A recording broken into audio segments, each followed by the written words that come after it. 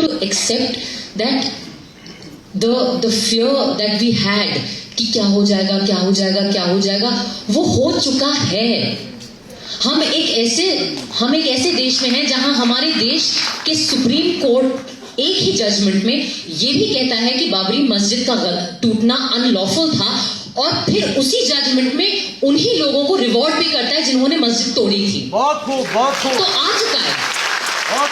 जो भी हमें डर था, जो भी वो अनस्पीकेबल फियर था, वो है. We are living it now. We are at that moment जहां पे यूनिफॉर्म पर्सनल जो हमारे संविधान पे हाथ रख के शपथ लेते हैं, वो अनआर्म्ड मुसलमानों पे वार करते हैं, उनकी प्रॉपर्टीज डिस्ट्रॉय करते हैं, और गालियां देते हैं, घरों में घुसते हैं, सिर्फ क्योंकि वो आई डोंट नो नॉनवेज खाते हैं. Like I don't even know what the reason is. I think that it becomes absolutely imperative to ask ourselves, what do we do? What do we do in a society when we are more bothered by the fact that a stand-up comic heckled someone in a flight than we are bothered by the fact that people are roam around with guns and shoot?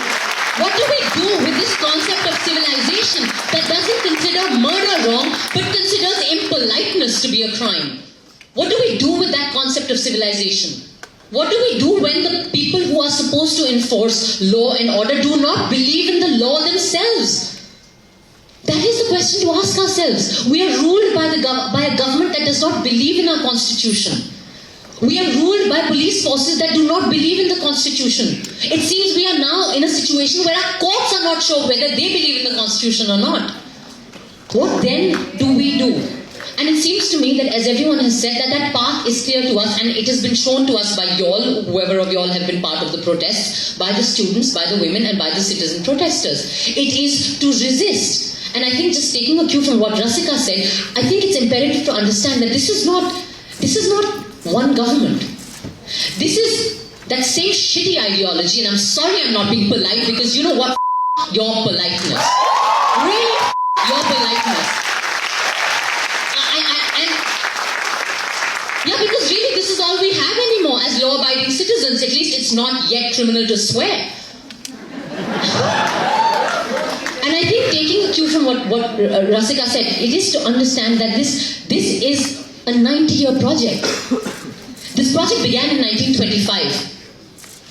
And it continues. So what we are seeing today is really very hard work. I mean, credit where due. They're all very hardworking, diligent, disciplined people. This is 90 years of work. So we have a long road ahead of us. But I think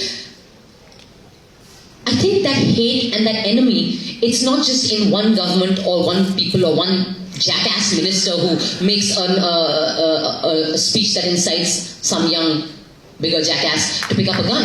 I think the fight is at home. It is also that threat and that enemy is that thinking that we get every morning on our family WhatsApp groups that we feel too polite to respond to, because we're well-bred people. We're good children. Our parents taught us manners. So we don't reply to that uncle or that aunt or that dada, dadi, whoever it is. Because, we're polite and, we don't want to fight. But you know what? I think the time is to actually start answering those messages on those WhatsApp groups. I think that when we talk about resistance, which is really the only way forward, I think we have to find ways to resist at every step. At every single step. I would urge all of us, and I'm sure you all agree, but still, again, bears repetition. I think we should see Kunal Kamra's act as an act of resistance. That was an act of protest.